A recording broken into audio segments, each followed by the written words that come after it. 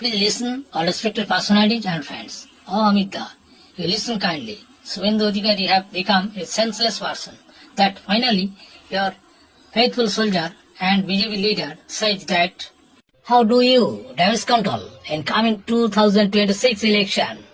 অনুগ্রহ করে সকল সম্মানিত ব্যক্তিত্ব বন্ধুরা শুনুন ও অমিত দা আপনি দয়া করে শুনুন। শুভেন্দু অধিকারী একজন বুদ্ধিহীন ব্যক্তি হয়ে উঠেছেন যে অবশেষে আপনার বিশ্বস্ত সৈনিক ও বিজেপি নেতা হওয়া সত্ত্বেও শুভেন্দু অধিকারী শাসক দলের বিরুদ্ধে লাগাতার অত্যাচার এবং মিথ্যাচার করতে করতে নিজের বিজেপি দলটাকে শেষ করতে বসছেন কিনা সন্দেহ আছে। ভাবুন সব তোমাদের কেন দেখতে পারেনি জানো? কেন রে? আবার কেন জিজ্ঞাসা করছো? শালা গরিব মানুষের 100 দিনের কাজ তোমরা দাওনি। 100 দিনের কাজ শালা তোমরা আটকে রেখেছো। এরকম করলে মানুষ তোমাদের ভোট দেবে? মানুষ তোমাদের পাশে থাকবে? কোনোদিন থাকবে না।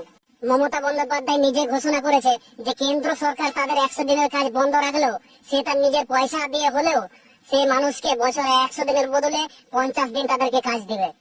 তাহলে তুমি নিজেই বলো মানুষ কাদের পাশে থাকবে?